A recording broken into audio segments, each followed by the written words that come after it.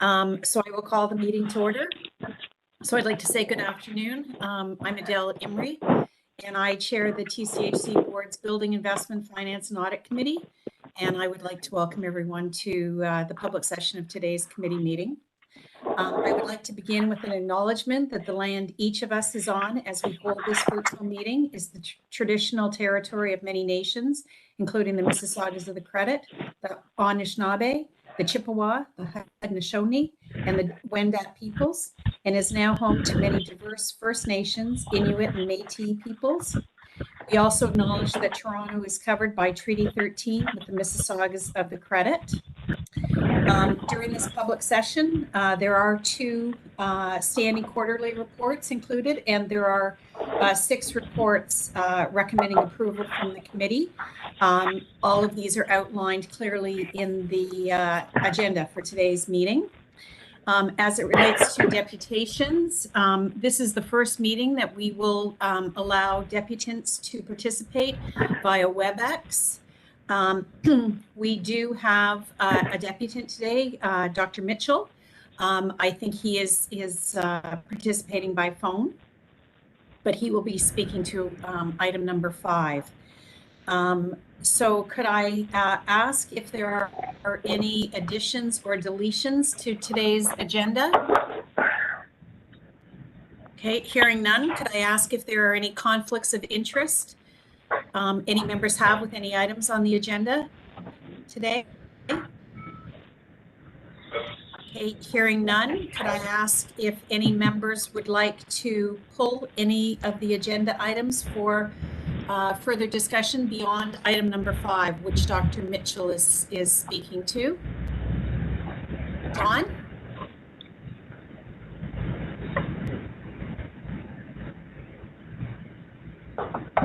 Oh, sorry, John, did you want to pull items? Sorry, I was on mute. Item 7. Item number 7. Right. Okay. And then I have a question on. I think I have a question on the something from the Business Horizon. Yes, I do. So item number 5 we are pulling because Dr. Mitchell has Okay. requested to depute on that. Okay. Brian or Nick, do you have any items that you would like to pull? No additional items for me, thank you. None for me. Okay. Okay. I just have item 8A and 8B. So could I have a motion to approve the agenda, excluding the items 5, 7, 8A, and 8B? John, thank you. I can't see anyone else. So Nick, I'm hoping that you're seconding. Second. Yeah, I'll second. Thank you. All in favor? Okay. So we will move to item number 5, and we'll welcome Dr. Mitchell. I think he's participating by phone. I'm not sure who. I believe Mr. Mitchell is linking in through Sonia Fung's portal. Mr. Mitchell or Dr. Mitchell, can you hear us? Yes, I can. Dr. Mitchell. Sorry, I want to welcome you to the BIFAC public meeting. And so thank you very much for joining us. Could I clarify, Dr. Mitchell, item number 5 is the action items, and I was just wondering specifically which action item you're speaking to this afternoon. Well, I am speaking to the action item concerning financing and auditing and efficiency or inefficiency in how the finance is moving towards creating equitable building investment as it is concerning the holistic objective of the TCHC.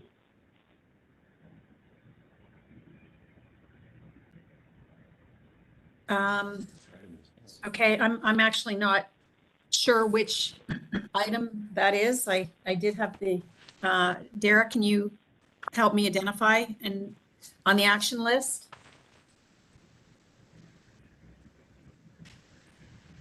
Dr. Mitchell, we've got the action item list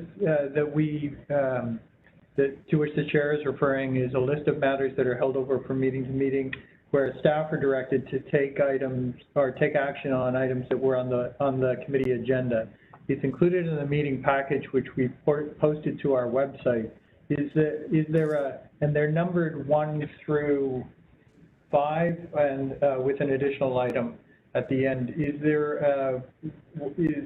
one of those items the matter that you're referring to in relation to your deputation?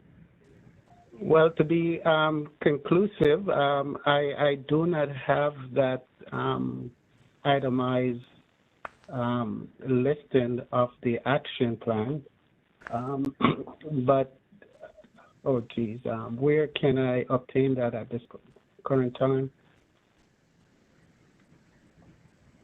It's on our website on the event page for this meeting, but I'm not clear how your deputation is going to relate to one of those items if you haven't seen it yet. Could you verbalize the 5 of them, and I will surely will tie it into my request in deputization. So here's what I'm going to suggest, Dr. Mitchell. Perhaps we can continue this discussion offline, away from this meeting, and then we can identify perhaps an item on a future meeting agenda to which your deputation relates. Would that be acceptable? Sure. Okay. Okay, thank you, Dr. Mitchell. Sonia, I think we can let Dr. Mitchell go, and I'll follow up with you, Dr. Mitchell, before the end of the day, and then the meeting can continue.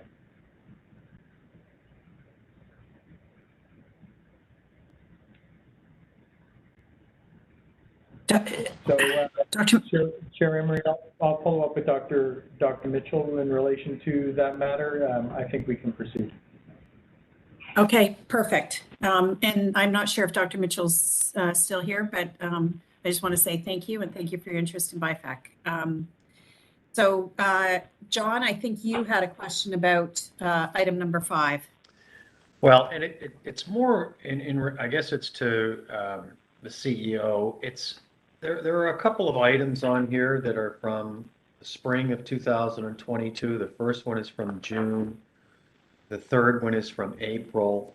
And I'm just wondering why it's taking so long for updates to come through. I mean, one is strategic procurement to review the procurement process in order to identify opportunities to enable mid-sized vendors to participate in contract completion and report back. The other one is in regard to reporting back on the criteria and rationale for the awarding of work for a new scope via change order as opposed to an RFP. So I'm just wondering why, it takes almost a year, 10 months to a year to get back to us on a couple of these things. Through you, Chair Emery, and thank you for the question, Director Campbell. What I can assure you is that some actions have been taken. What we haven't done is, I'll say, report back as quickly as possible. Part of the challenge has been turnover within the organization, and certainly that has certainly impacted our ability to get these reports back to BIFAC in a timely manner. But we have taken actions internally in order to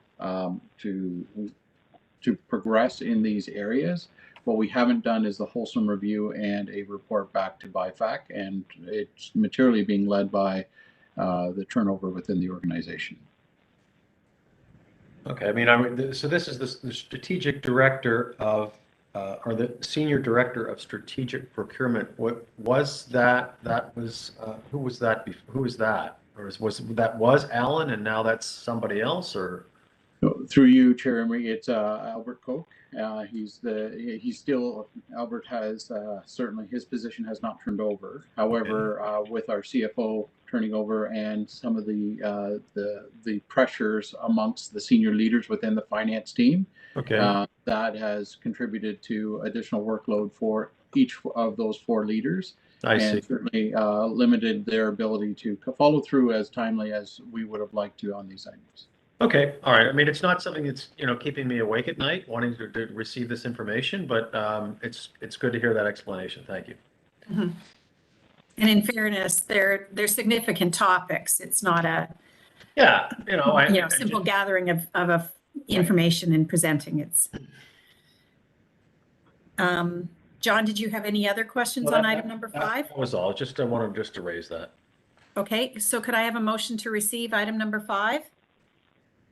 John, Nick, and Nick seconding, and all in favor?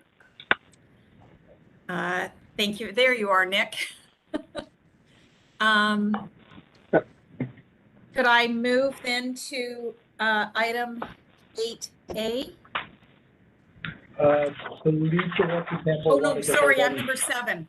I'm sorry, 7, John, you pulled number 7. I did. My mistake. Yeah, just a question. It says under the top, reasons for recommendations, background. In 2014, the City of Toronto provided a fee exemption waiver for the proposed 614 rent geared to income. What is a fee exemption waiver? Through you, Chair Emery, thank you for the question, Director Campbell. The waiver is actually a city tool to be able to allow us to not be subject to certain fees that a typical development would need to pay. So things like development charges, future property taxes, building permit submissions, etc. And does that occur on all of our developments? Typically, through you, Chair, yes, it does. We do typically receive exemptions, especially for our replacement units. When we add net new units or we increase above the original number, we are required to get additional approvals for those exemptions, as the one that's in front of you today. And then as we go down, it makes reference to the waiving of all Toronto District School Board levies. So my understanding, having been at the school board, is that the Toronto District School Board doesn't have the authority to issue any levies because they have, or they don't really, I know they don't receive development charges. What levies would the TDSB, and I may be mistaken, the TDSB issue? I would defer. I have Peter Zimmerman, who's also the Senior Development Director on the Regent Park project, to answer that question. My understanding that would be through the property tax piece, but I would ask for his clarification and confirmation on that. Hi, thanks. There is no TDSB development charges associated with the project. I think But Peter, somehow there's noise going on. Yeah. Could I just ask, if you're not speaking, that you mute yourself? Sorry, Peter, could I ask you to start again? Sure. There are no Toronto District School Board charges associated with any of our developments. I don't believe that TSB levies charges. I think this is a pro forma statement in the report. Yeah, because they're not allowed to, because they have excess capacity. Only the Catholic board can do that. So That's my understanding. Yes. Okay. All right. That was all my questions. Thank you. Are there any other questions from any other members? No, and I'll move the recommendation. Okay. Could I have a seconder? All in favor? Thank you, Peter. Thank you, Jessica. Could we move to item 8A? I guess Alan's here. Yes. Chair Emery, did you want me to introduce the item or did you want to just go straight to questions? Well, if there's anything that you specifically wanted to say, or I just had a few questions. I don't know if you want to share it.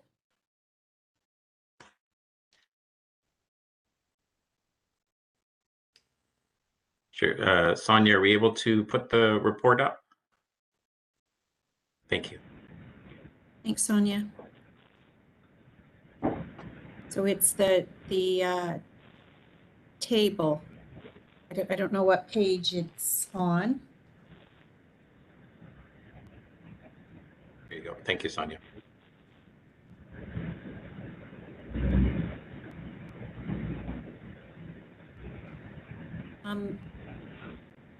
So do you want me to just jump right into my questions?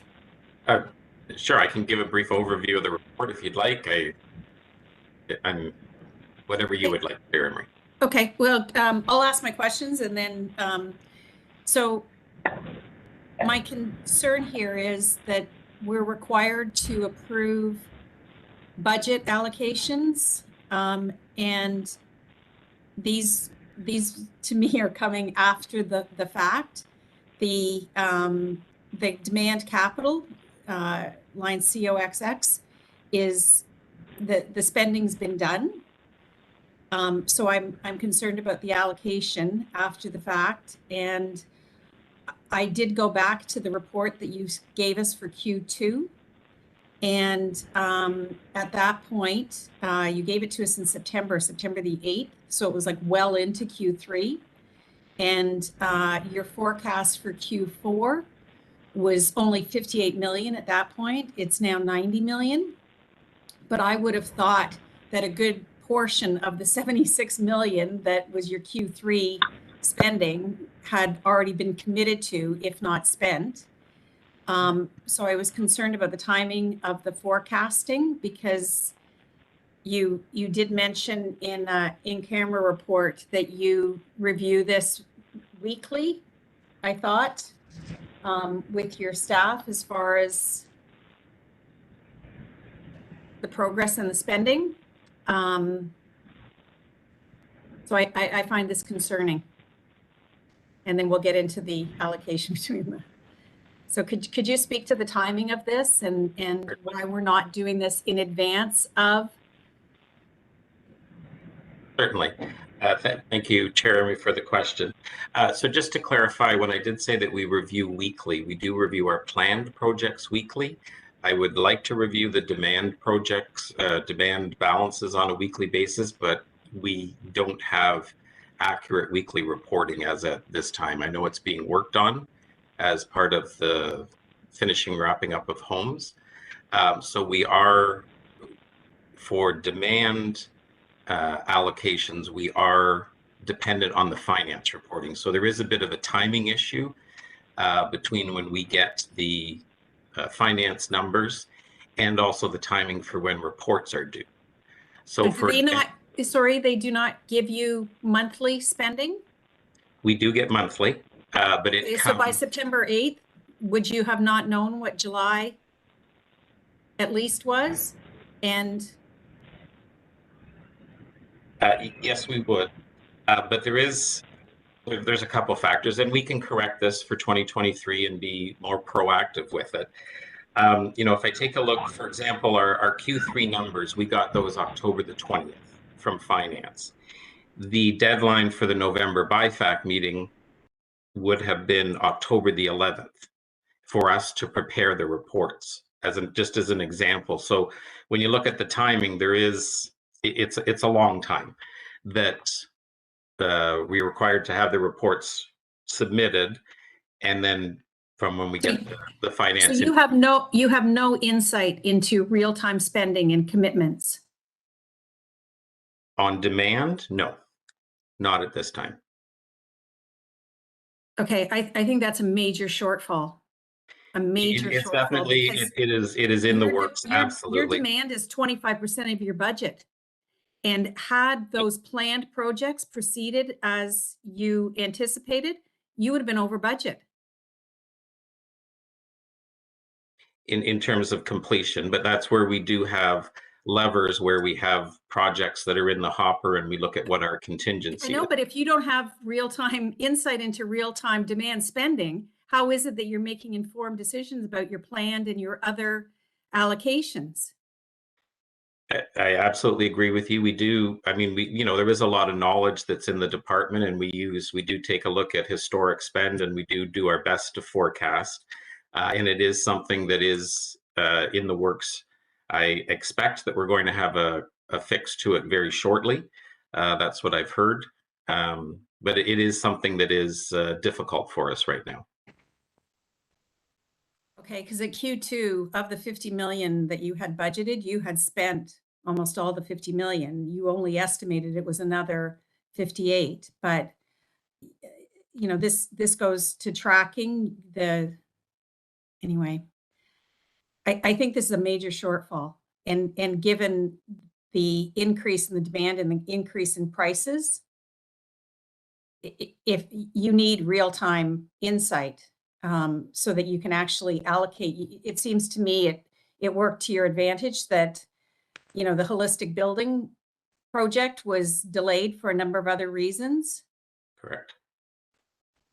Okay. It is something that we do monitor, you know, as best we can, and we do take into consideration the plan, what we're looking at with demand, and we will look to put more towards that for 2023, and then we won't end up. Because Alan, you're talking about over $30 million difference.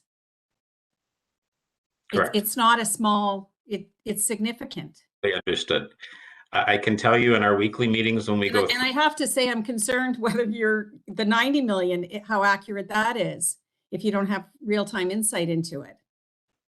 That would be based on the numbers that we get from finance on a weekly basis, or sorry, on a monthly basis. So we reconcile to finance. You had that at Q2 and it was 58 million. Your projection for Q4 was 58 million at the end of Q2. Right? So between in one quarter, you've gone from 58 to 90. So I don't know what insight you have. It's January the 27th. I don't know what insight you have into Q4 to get to the 90 million. We haven't received our final year-end numbers at this point in time. Yeah. So, okay. I don't know who you speak to about this, but I don't think this is going to work given the dollars that are going into demand.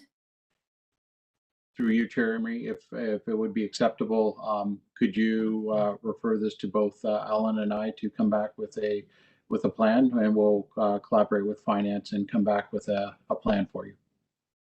Okay, I would really appreciate it, because I think this is a major risk to TCHC as it relates to the allocation of their $350 million. Because I appreciate it. It is very difficult for you to control the demand. The other question I had was on the single dwelling units. You asked for funding to be reallocated to that, and then you're taking it out again 2 quarters later. So I was just wondering what happened to that project. Sure. We were instructed that we were required to pay the city 7.5 million with the transfer of the scattered houses. Okay, that's the 7. Okay. Yeah. Then so we allocated that in advance, and then there were other discussions that happened, and it was treated in a different manner. So therefore, now we had to move it back, which illustrates the dynamic nature of our capital plan. I understand that. I didn't recognize that as the scattered housing. Yeah, that is, yeah, that was the budget envelope that they were would have been accounted into had we had to pay that money from to the city. Sorry. Okay, so I totally understand that. Thank you very much, and I would appreciate it if you speak to JAG. I don't know if this is a homes issue or finance issue. That we're working with home. Okay. It's on the radar, and it is in the. Yes, because I personally don't like to approve things after the fact, and you've already spent the money, and now you're asking us to reallocate the budget lines after the money's. Understood. We'll correct that for 2023. Okay. I was also curious why you just didn't reallocate the whole amount, because you're still over budget there, $5 million, but that's not for me. So could we have a motion to approve the allocation and the understanding that Alan and Jag will come back to us and explain how this process can be improved. Nick, thank you. John, can I ask you to second? Thank you. All in favor? Great. So the allocation has been approved. And I guess my question on 8B is basically related to this. You say, so 8B was a report that came to us because we were approving change orders after money had been spent and we weren't tracking to the VACs. And so we were, again, being asked to approve things after the spending had been made. You say everything is okay and that there's no requirements for increases or change orders to any of these preventative and demand maintenance contracts. But when I look at the report before, where your demand maintenance increased from 50,000 to 90,000, I'm not understanding the connection between what's in this second report and how it relates to the numbers in the first report. I can explain. So the second report that we're speaking with, 8B, looks at the contract. So it is what is approved to spend with that particular contract through the VAC. And then the previous report, that's with respect to budget. But we also have to understand that with the report on 8B, it's comprised of preventive maintenance, which is a separate budget from the capital. That's part of the operating budget. And then the demand portions that come with these programs that we're reconciling, they are also funded from the operating budget as well as the capital budget. So it's like one is budget that we were talking about in 8A, which is solely focused on the capital budget and the demand piece in the capital budget. 8B is reviewing the contracts and the spend against the contract, the approved contract amount, to ensure that we are within that approved spend. Then the budget for those programs that we reconcile in 8B come from three different sources. There's the preventive maintenance budget, separate from the capital budget. There is also a demand maintenance budget, which is separate from the capital budget. And demand repair, all preventive maintenance comes out of the preventive maintenance budget. And the demand repairs, if the repair is under $1,500, it comes from the operating budget. If it's over $1,500, then it comes from the capital demand budget. Okay, so we have these long-term contracts that you determine in each year you're going to spend so much on preventative and so much on demand. Correct.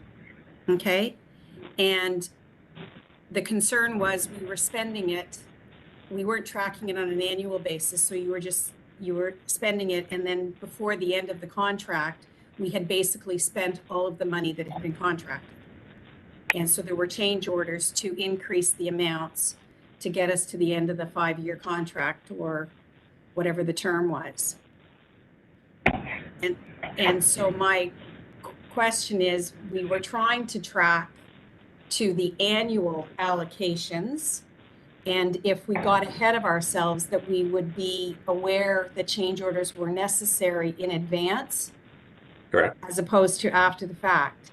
So Correct. my concern is, if you budgeted 50 million, and I appreciate that there's different budget components, but just as it relates to the capital portion, the capital demand portion,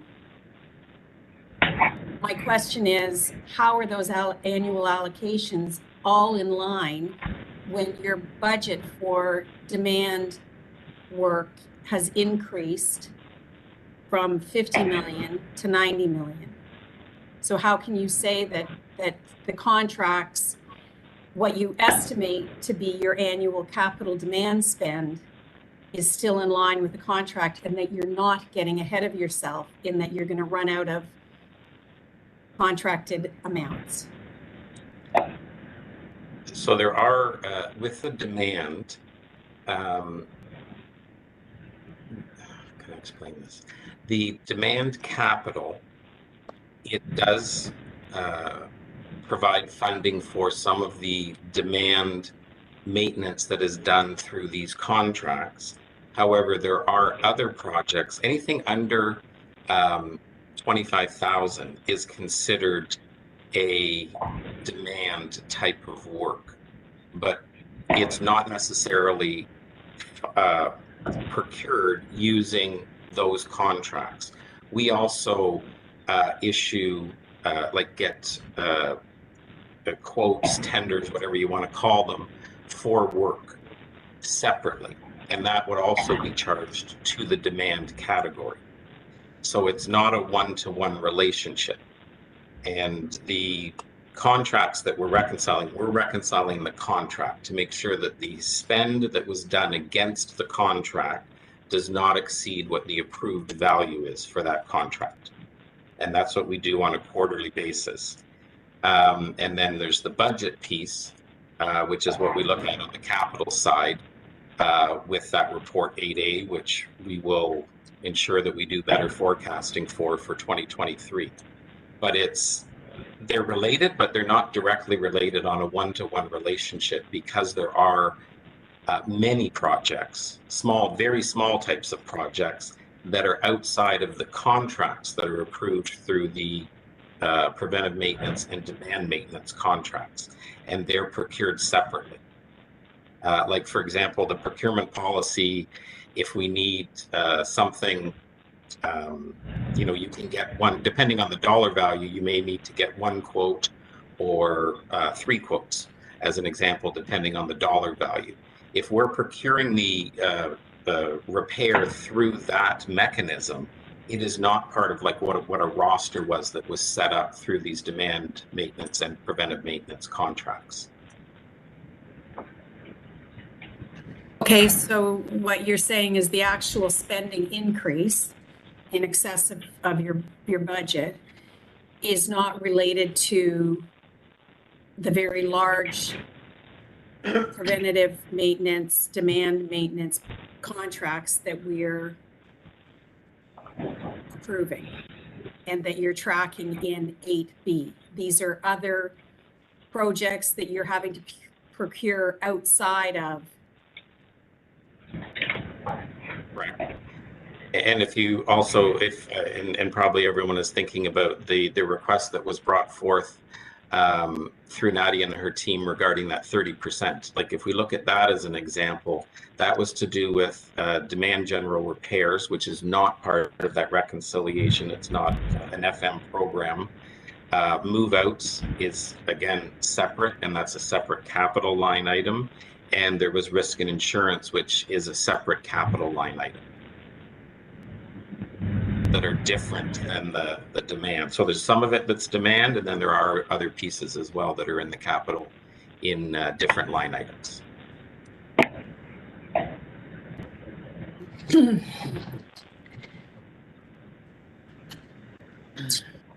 Okay, it's very difficult as a board member to have some kind of oversight into this on a global basis, as opposed to there's a little bit over here we're asked to approve and a little bit over here and some's over here, and it's very difficult to feel that we're making informed decisions because these pieces often for me don't fit together, and everybody's saying, oh, it's approved budget, and oh, don't worry, it's all in the budget. Jag? Yeah, through you, Chair Emery, and I certainly don't want to, I'm very clearly hearing the significance of the comments. I think we have continued work to do in the area, because certainly I know that Alan is representing it very accurately, but it is complicated. And what we need to do is continue the work to try and help simplify it. And just similar to what I was indicating earlier, that I would work with Alan in finance to look at how we could do better. I do want to give credit to Ellen and the work that they've done already in order to help us bring better reporting forward. We just need to continue to take the next step because it is complicated because there are many fingers. I don't question that it's complicated, and I know that it's just, as a board member trying to, we're asked to approve all of these different things, but we don't have a context to understand necessarily the impacts because they're all in different pieces. And anyway, and I did not approve. I voted against the 30%. So if there's some way, I know it's difficult, Alan, but if there's some way that you can kind of piece these together so that we can see how our decisions are interconnected, because there's limited resources, right? There's limited resources. As Jag says, it can certainly work with finance because it does cross multiple lines in terms of operating capital and it crosses multiple business units as well. Yes.